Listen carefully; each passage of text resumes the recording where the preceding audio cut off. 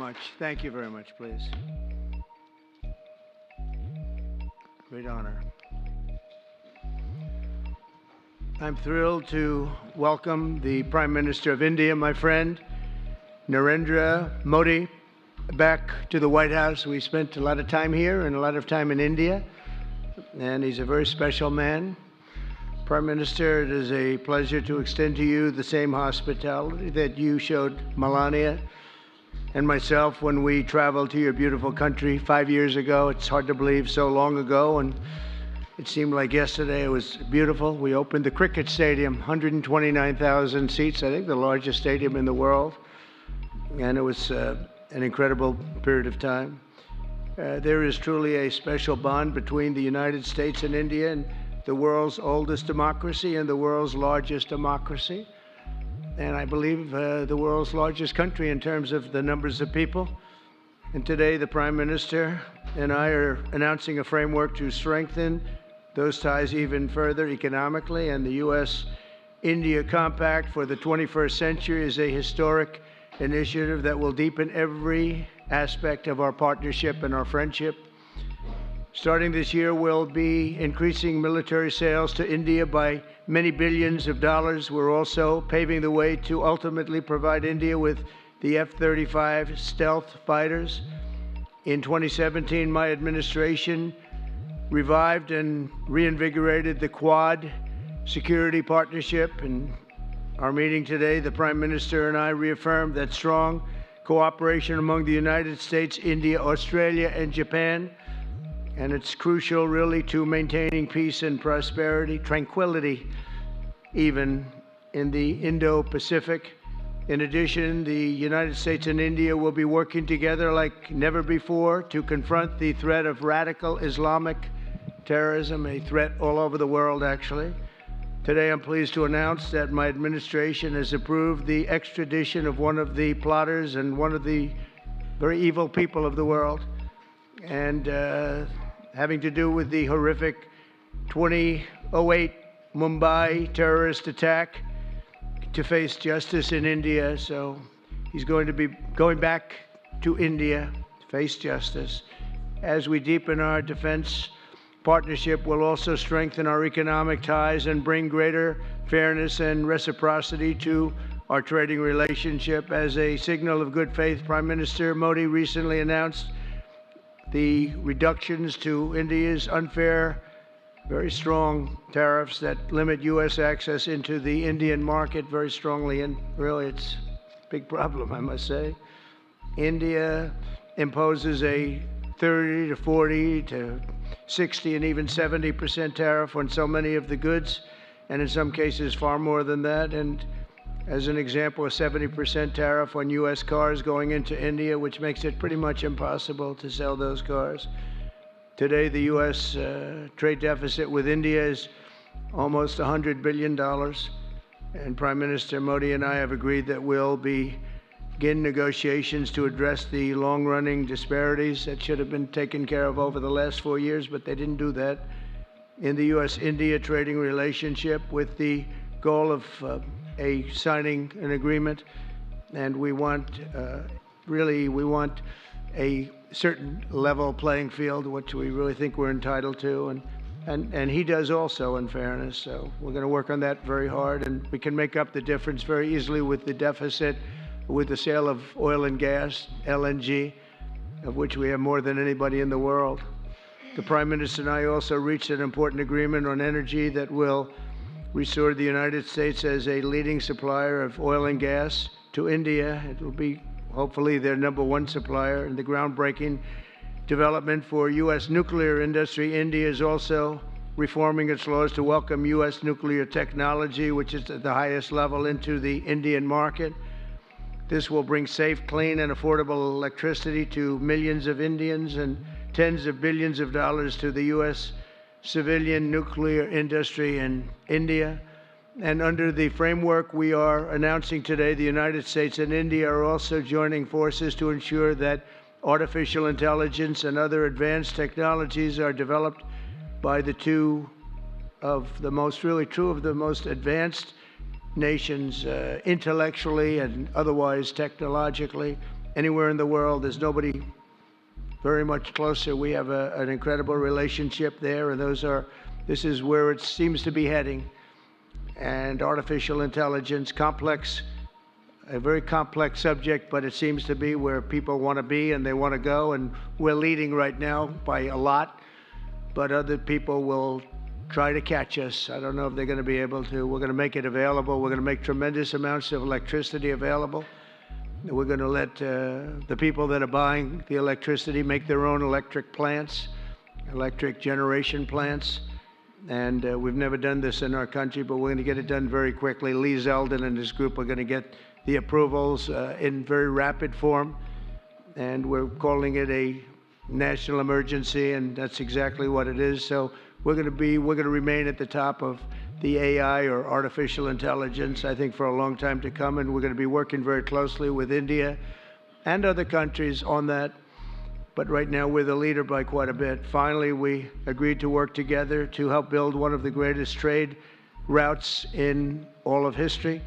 It will run from India to Israel to Italy and onward to the United States, connecting our partners by ports, railways, and undersea cables, many, many undersea cables. It's a big development. It's a lot of money going to be spent, and we've already spent some, but we're going to be spending a lot more in order to stay advanced and stay the leader.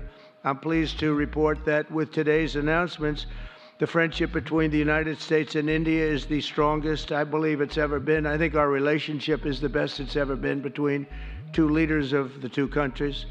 And it's an honor to say that. I'd like to now invite the Prime Minister to say a few words, and then we'll take some questions. And we appreciate you all being here. Thank you very much. Thank you very much.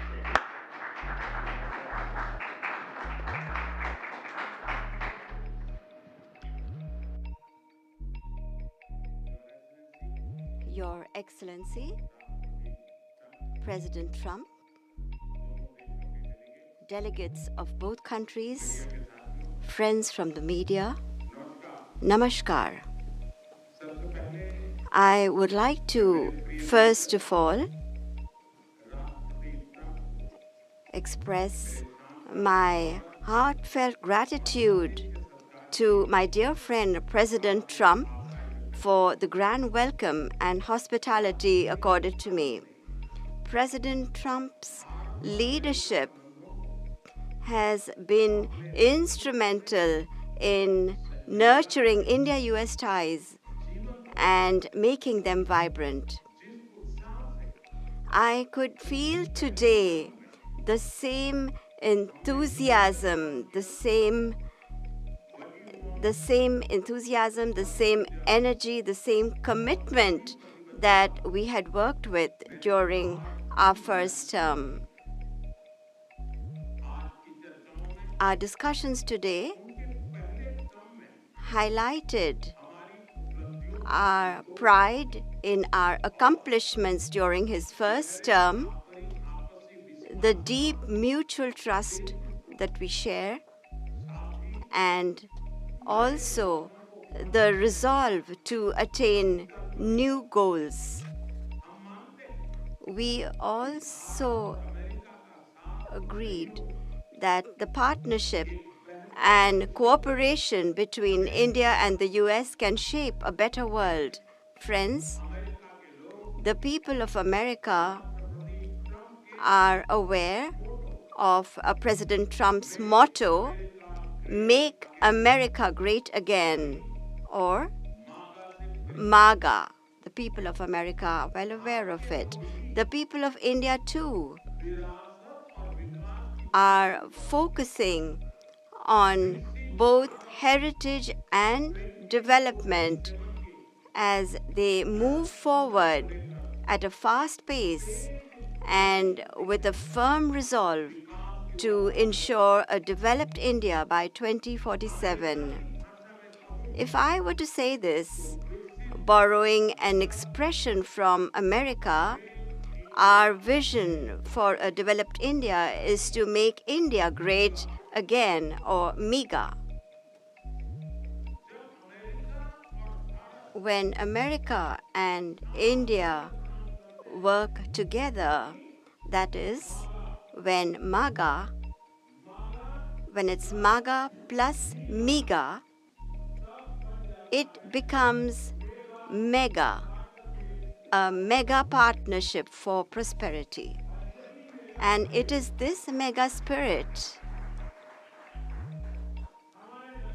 that gives new scale and scope to our objectives. Friends, today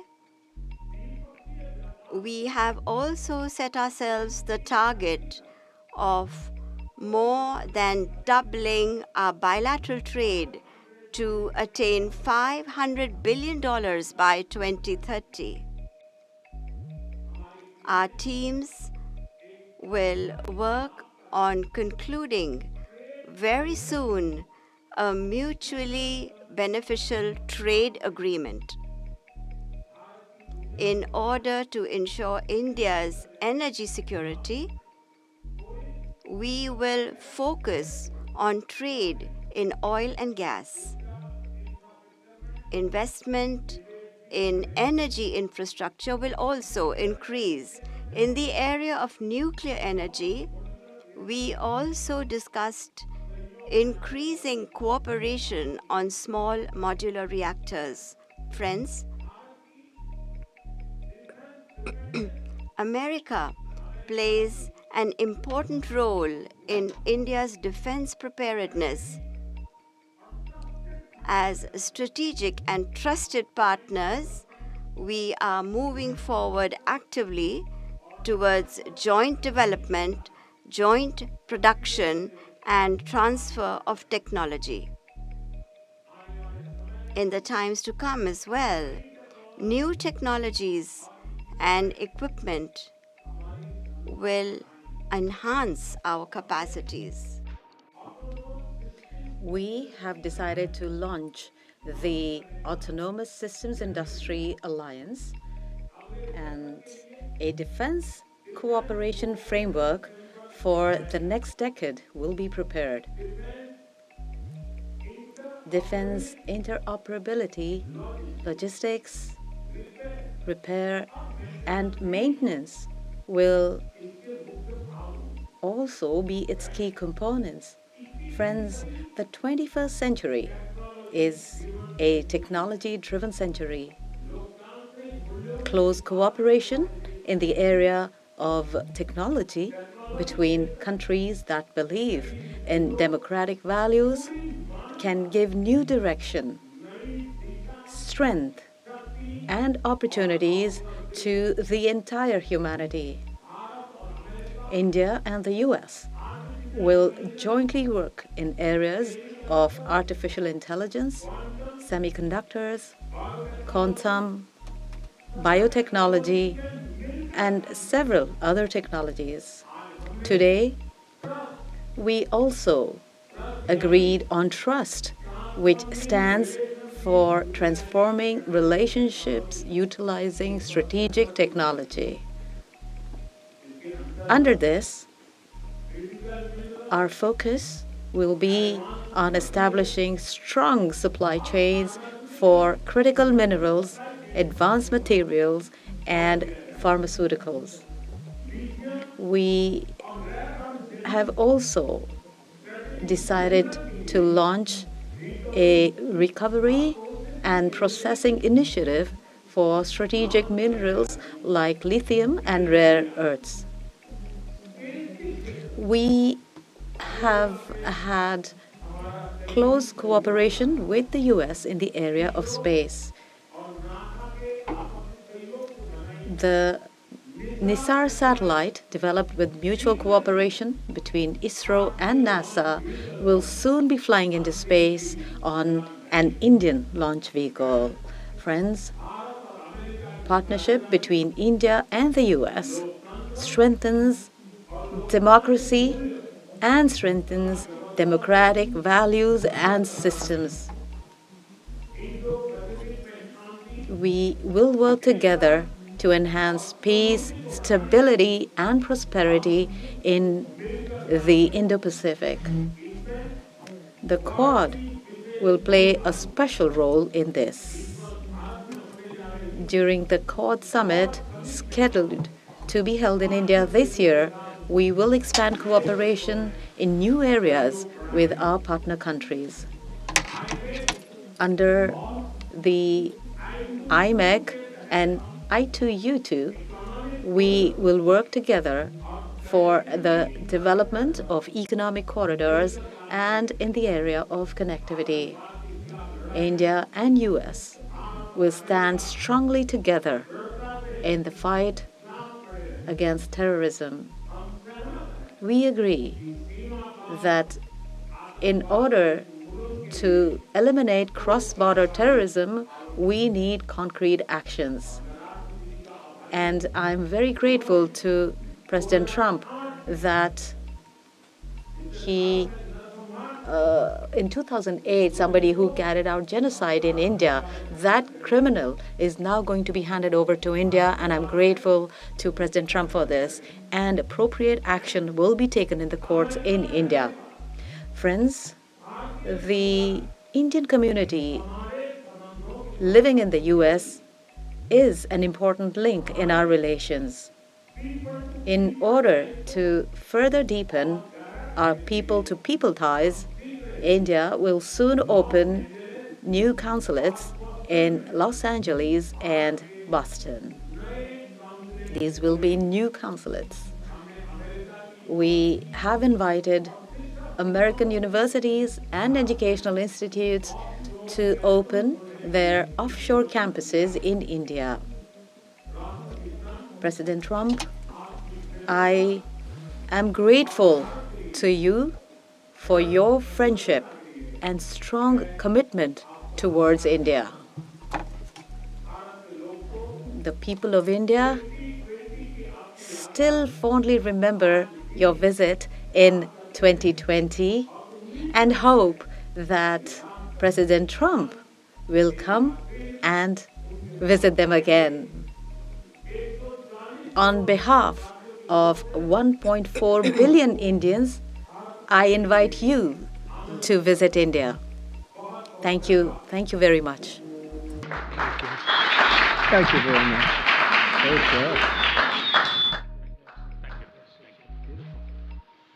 Okay, thank you very much. That was excellent.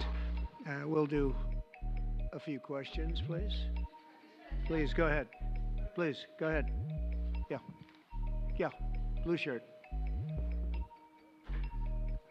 Thank you, Mr. President. People in India will naturally welcome your decision to extradite Thakur Rana to India back home. In that context, I would like to ask you a question about, in last few years, we have seen several groups in the US raising anti-India voice, calling about separation, terrorism activities in India. Do you think that should continue here in the US as well? You're going to have to go louder. Mr. President, people in India would be welcoming your decision to extradite Thakur Rana to... I can't understand a word he's saying. May I, sir? May I? May I, sir? Go ahead, back there. Mr. President, thank you. First, I want to ask Thank you very much. a question. You and the President, you both spoke about combating ISIS. You both sounded very excited about this partnership upcoming. And I was curious, how much more confident are you with President Trump leading this country that there will be peace through strength and you will have a successful partnership with the United States versus with Biden's incompetence and weakness over the last 4 years?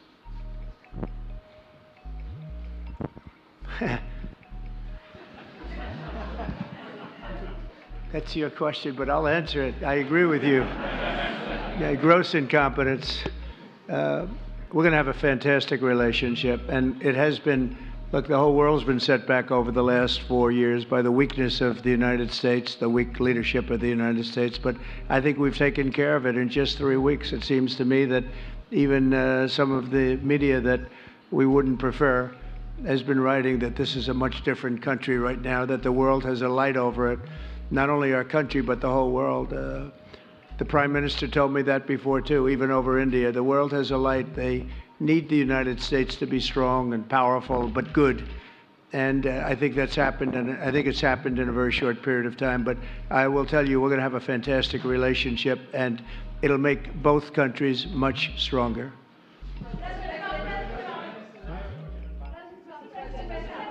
Yes, go ahead, please.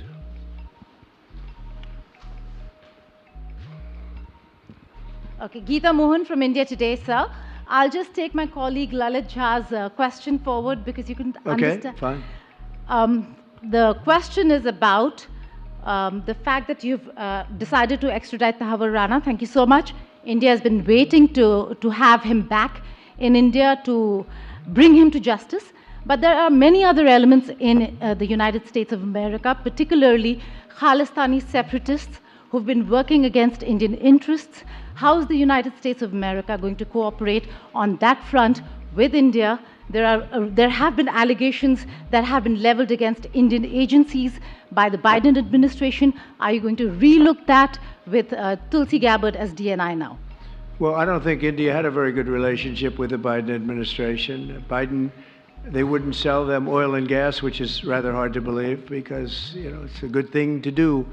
And a lot of things happened that weren't very appropriate, I thought, between India and the administration, the Biden administration. But as you said, we're giving a very violent man, it seems to me. I mean, I don't know that he's been convicted yet or will be, but let's assume he's a pretty violent person. We're giving him back to India immediately. And there are more to follow because we have quite a few requests. So we work with India on crime. And we want to make it good for India, and it's very important. So that kind of a relationship is very important to us. Okay? Go ahead, please. Go ahead. Thank you. Mr. President, you've repeatedly called India a big abuser of trade and said it is really difficult to do business in India because of tariffs. You announced reciprocal tariffs today. I am hoping you can speak about what kind of reciprocal tariffs India can expect. Are you willing to make any concessions? And how can India head off these tariffs? I also have one for the Prime Minister. Well, India's been, to us, just about the highest tariffed nation anywhere in the world. They've been very strong on tariffs, and I don't blame them necessarily, but it's a different way of doing business. It's very hard to sell into India because they have trade barriers, very strong tariffs. We are right now a reciprocal nation. We are going to, if it's India or if it's somebody else with low tariffs, we're going to have the same. We're going to have whatever India charges, we're charging them. Whatever another country charges, we're charging them. So it's called reciprocal, which I think is a very fair way. We didn't have that. I was going to do that in my other term, and we had the greatest economy ever in the world. There's never been an economy like we had, and then we got hit with COVID. We had to focus on that, and I wasn't really in the mood to be putting it on Italy and Spain and France and India, frankly, and a lot of other countries because the world was very troubled until we got rid of that nightmare. But we had the strongest economy anywhere in the world during that fairly long period of time during my first term, as you know, and we didn't do the tariffs. We would have done the reciprocal tariffs, but we decided, and I decided, I think on a human basis, on a humane basis, not to do them because of the fact that there was such suffering all over the world. The last thing we needed to talk about is trade problems. But now we do. We're doing, we see a tremendous future for our country, but we felt that now it's finally time after 45 or 50 years of abuse that we will do, and this isn't India, this is among a lot of nations. The European Union is very difficult for us, very, very difficult. They tax our companies at levels that nobody's ever seen before. They take advantage of a lot of things, so we're not happy about that. China, of course, is terrible, and we've never taken in 10 cents until I was president. We've taken in hundreds of billions of dollars from China since I've been president in first term and now. And we have to do that just as a mechanism of fairness. And that's what I've done. And so we are being reciprocal with India. Whatever India charges, we charge them. So frankly, it no longer matters to us that much what they charge, because whatever they charge, I had discussions with India in the first term about the fact that their tariffs were very high, and I was unable to get a concession. So we're just going to do it the easy way, and we're just going to say whatever you charge, we charge. And I think that's fair for the people of the United States, and I think it's actually fair for India. Okay? concessions, sir? Are you willing to make any concessions, sir? Any concessions? Go ahead, please. Ask to the A Prime question Minister, for the please. Prime Minister, please. Ask to the Prime Minister, please. Yes. Sorry. Yoshita Singh with Press Trust of India. Prime Minister, thank you, Mr. President. Prime Minister, the US is giving a lot of push to curb illegal immigration, and India has been cooperating on this issue. How does India see this issue in the larger context? Thank you. I don't think this is a question that is about India only, but even globally you can talk about this issue. And we are of the opinion that anybody who enters another country illegally, they have absolutely no right to be in that country. And as far as India and the US is concerned, we have always been of the same opinion, and that is that any verified Indian who is in the US illegally, we are fully prepared to take them back to India. However, it doesn't stop there.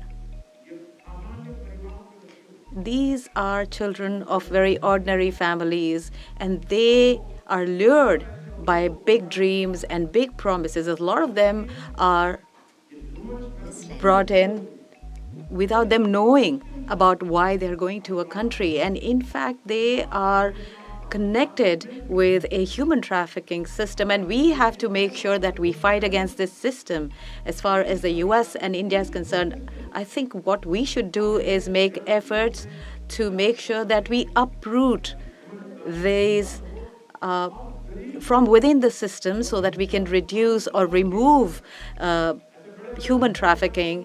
And basically, the young, vulnerable, poor people of India are fooled into coming over as illegal immigrants. And our bigger fight actually is against this ecosystem or this system that encourages such gangs to thrive. And I can tell you that India will completely support your endeavor in achieving this. Thank you, Mr. President. A question for the Prime Minister Modi first, if I may. I wanted to ask you, did you discuss any possible business deals with Elon Musk during your meetings today, Mr. Prime Minister? And Mr. President, I wanted to ask you, today you spoke about hoping to have three-way talks with President Xi and President Putin. What would you say to European leaders and other allies who may be concerned that you're apparently more keen to speak to America's adversaries than to its allies? Thank you. Well, maybe I'll just go in first on this one. We had some talks, and we told the European Union, we told the NATO people, largely they overlap, you have to pay more money because it's unfair what we're doing. We're doing a tremendous amount more. We're probably $200 billion more going into Ukraine, using for Ukraine to fight. And Europe has not really carried its weight in terms of the money. It's not equitable. And we want to see a counterbalance. We want to have them put up more money. They have to do that. At the same time, we had a very good conversation with President Putin yesterday, and we also had a very good conversation. I did in both cases with President Zelensky, and I think we're going to be able to do something. I think we're going to be able to make a deal, and I hope so, because it's a horrible war. It's a very terrible, bloody war with 1.5 million soldiers at least already dead on the battlefield, lying all over the fields like nobody's ever seen anything like it certainly since the Second World War. And so I think we're going to be able to do something. We're working with President Zelensky and with President Putin, and my impression is that I know that President Zelensky wants to make a deal, and I also feel that I know that President Putin wants to make a deal. I wanted to know that before I began any detailed discussions, but the meeting and the conversation, also the meeting with Steve Witkoff in Moscow, was a very successful one. And my phone call with him was a very successful one. Please.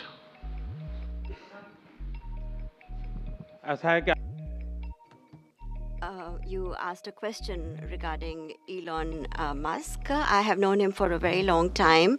I was not even a prime minister at the time when I first met him. I was chief minister. And today he came to meet me along with all his family, with his children. And so we had a nice discussion. As far as the EV is concerned, EVs are concerned, the the word EV has a copyright, and that is one person who has a copyright for the word EV, and that is Trump.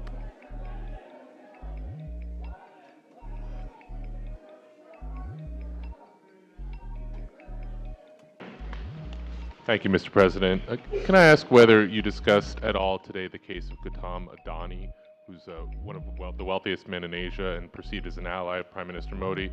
Prime Minister Modi, have you asked the President to take action on that case? Thank you. Firstly, India is a democratic country, and our culture and our thought philosophy is Vasudhaiva Kutumbakam, which basically means that the entire world is a family. Every Indian is my own family member. And when it comes to such personal matters, leaders of two countries will not get together on that topic and discuss anything on an individual matter. Go ahead, please. Yeah, please. Sir, go ahead, please. Yes. Thank you, Mr. President. Thank you, Mr. Prime Minister. I have a question for you as well. But, Mr. President, you have suggested, with regards to the Russia-Ukraine war, you've suggested several things that Ukraine should give up. The idea of NATO membership, territory that was seized back in 2014 by Russia. What should Russia give up? Russia has gotten themselves into something that I think they wish they didn't. If I were president, it would not have happened. Absolutely would not have happened. And it didn't happen for 4 years. If you look at what has taken place under President Bush, they lost a lot. Under President Obama, they lost Crimea. Under Biden, it looks like they could lose the whole thing. Under Trump, they lost nothing. Ukraine lost nothing. They didn't give up anything. And you take a look at the other three presidents surrounding me, they gave up a lot. I think that when you look at Ukraine and when you look at the mess that they're in, it's got to be ended and it's got to be stopped. Now, Russia's taken over a pretty big chunk of territory, and they also have said from day one, long before President Putin, they've said they cannot have Ukraine be in NATO. They said that very strongly. I actually think that that was the thing that caused the start of the war, and Biden said it, and Zelensky said it, and I think that was one of the reasons, one of the starts of the war. But from long before Putin, they said you cannot have Ukraine going in any way into NATO.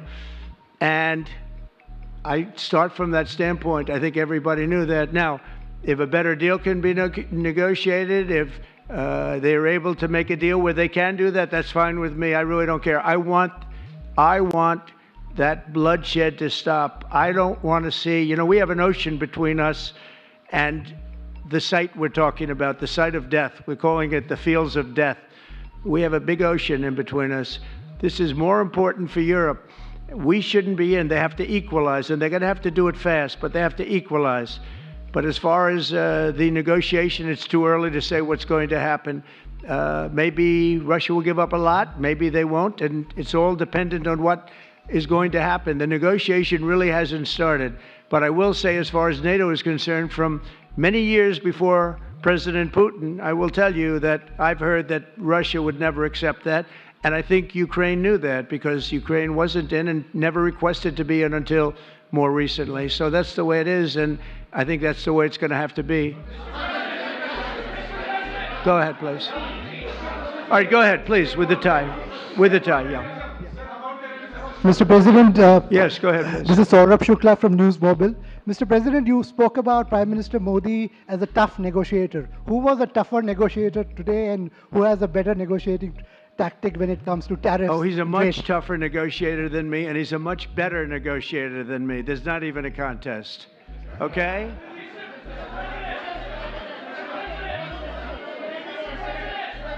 Yeah, go ahead, please. Go ahead. Go ahead.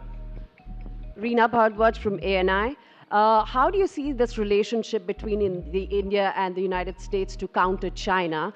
And what is your vision when it comes to India, brokering peace in the Ukraine and Russia conflict? Well, I think we're going to have a very good relationship with China. I got along with President Xi very well until COVID. That was a bridge too far. But until then, I got along with President Xi very, very well. We were very close as leaders go. I don't want to be naive, but as leaders go, I think we were very close. And I think that China is a very important player in the world. I think they can help us get this war over with Ukraine and Russia. And I look at India, I do see the skirmishes on the border, which are quite vicious, and I guess they continue to go on. If I could be of help, I'd love to help because that should be stopped. That's been going on for a long time. And it's quite violent. It's quite violent. But I would hope that China and India and Russia and U.S. and all of us can get along. It's very important. The power of weaponry today is, and not only nuclear, but nuclear in particular, the power of weaponry is very important. I said before that I had very constructive talks in my first term with President Putin about the denuclearization of the two countries, and then we were going to go to China after we worked some kind of a deal. And we, at the confines of a deal, he really wanted to do it, so did I, denuclearize. And it's such a beautiful term when you think about it. In other words, to bring it down, because the power of those weapons is too great. And I did speak to President Xi about that, and I was getting also a very good response. He's building a very strong nuclear power. He's not very close to Russia or the United States right now, but he will be soon. I mean, he'll catch up over the period of 4 or 5 years, they say. But it would be a great thing if we could, on a military basis. We're going to spend this year $915 billion on military. Russia, without the war, was spending close to 100, but with the war, I can't tell you what they're spending, but they're spending a lot. And China is spending $400 and $450 billion. We're over $900 billion. And I said, it doesn't really make sense, does it? We're spending the money against each other, and we could spend that money for better purpose if we got along. And I'll tell you, I think that something like that will happen. First, when I left, as you know, 4 years ago, we didn't have Israel and the Middle East. We didn't have October 7th, a disaster, the disaster. Nothing was happening. Iran was not going to do anything because Iran did not have much money at that point. They were broke. They were totally broke. They didn't have money for Hamas or for Hezbollah. And you didn't have Russia with Ukraine, and that would never have happened. But now I come back and the whole world is on fire, so I have to put out the fires. But after I put out the fires, I'm going to meet with China and I'm going to meet with Russia, and we're going to see if we can de-escalate, if we can bring it down military, especially as it pertains to nuclear. Please.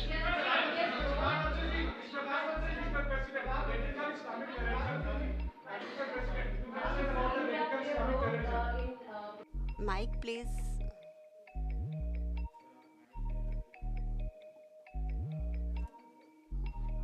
Prime Minister, how do you see India's role?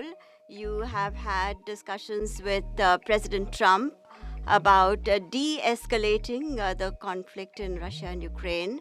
As you know, I have been in constant contact with both Russia and Ukraine. I have also visited both countries. And many people are mistaken and they feel that India is neutral. I would like to clarify, India is not neutral. We have taken a side, and we have taken the side of peace. And it is based on this principle of ours that in the presence of President Putin, I clearly said in front of the media that this is not the era of war. And even today, it is my conviction that solutions cannot be found on the battlefield. Ultimately, you have to come to the negotiating table, and India has constantly made efforts that there are talks that take place where both parties are present. It is only then that we will find a solution. The efforts being made by President Trump, I support them, I welcome them, and I would like that President Trump is successful as soon as possible so that the world is on the path to peace once again. Everybody, thank you very much. Thank you very much. And I very much appreciate the Prime Minister visiting our great country, and I do really appreciate it. We have so much in common, and all we want to do is have peace, and we want to have strength, and we want to have lots of different things together. But the relationship with India and with the Prime Minister has never been better. Thank you very much. Thank you. Thank you.